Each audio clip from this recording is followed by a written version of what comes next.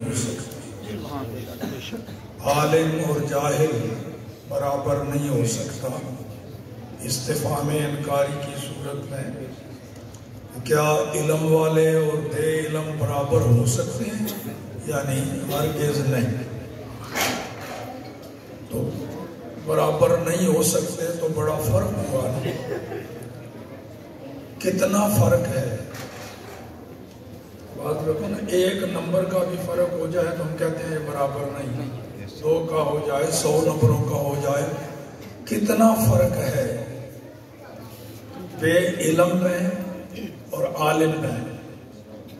چونکہ آج ان فضلاء کی دستار فضیلت ہے، عالم بنے ہیں، میدان عمل میں قدم رکھیں گے، ان کو مبارکباد بھی پیش کر دیتا ہوں اور یہ بتانے لگا ہوں کہ عالم اور جاہل برابر نہیں، تو کتنا سارا فرق ہے۔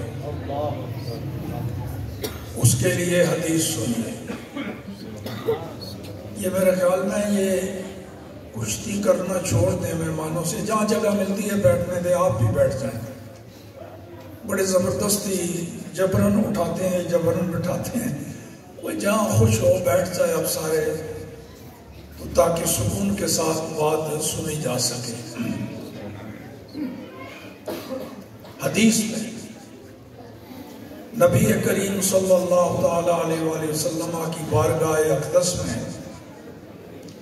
2 شخصوں کا ذکر ہوا۔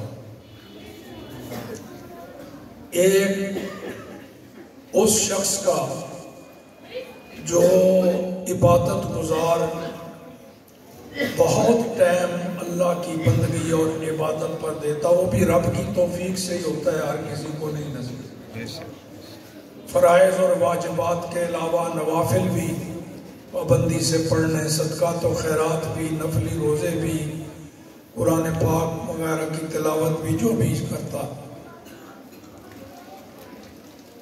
اور ایک عالم، وہ فرائض اور واجبات کی ادائیگی یا سنن مؤکدہ، باقی نوافل وغیرہ میں زیادہ وقت نہیں دے پاتا، فرائض اور واجبات سے علاوہ جو ٹائم بچتا ہے تو وہ بیٹھ جاتا ہے، علم دین پڑھاتا بھی ہے، سکھاتا بھی ہے، فتوے بھی جاری کرتا ہے، لوگوں کی آمد و رفت اور رابطے ہوتے ہیں، دینی مسائل بتاتا ہے، تحریری فتوے جاری کرتا ہے اور دوسرے طلباء کو عالم بناتا ہے، دین کی تعلیم اور تربیت۔ ان دونوں میں سے کون بہتر اور افضل ہے؟ نبی کریم صلی اللہ تعالیٰ علیہ وآلہ وسلم نے ارشاد فرمایا کہ فضل العالم علی العابد کا فضلی علی ادناکم۔ فرمایا دیکھو بھائی، یہ جس عالم اور جس عابد عبادت گزار کا تم نے ذکر کیا، اس عالم کی اس عبادت گزار پر فضیلت اتنی ہے جتنی میری فضیلت تم میں سے سب سے ادنا شخص پر جتنی میری فضیلت بنتی ہے، اتنی فضیلت اس عالم کی اس عبادت گزار پر جو عبادت تو ٹکا کے کرتا ہے مگر عالم نہیں ہے۔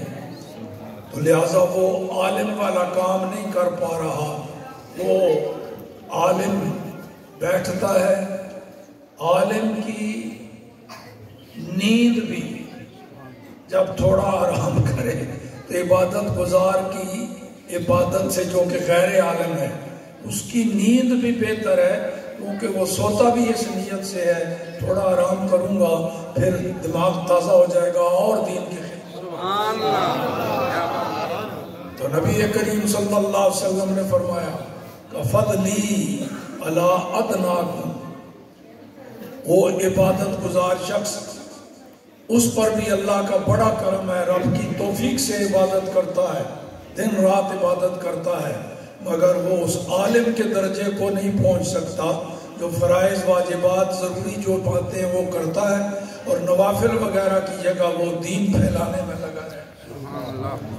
آپ اندازہ لگائیے ادنا شخص پر نبی پاک کی عظمت اور فضیلت، اس میں ایک احتمال یہ بھی کہ صحابہ میں سے ادنا، اور ایک یہ کہ مطلق مومنوں میں سے ادنا شخص پر جو رسول اللہ کو فضیلت حاصل ہے، اتنی فضیلت اس عالم کو، عالم و عمل کو، اس عبادت قرار شخص پر کتنا فرق ہے وہ بھی ذرا دیکھ لیجئے۔ اللہ تعالیٰ نے انسان کو اشرف المخلوقات بنایا، انسان اشرف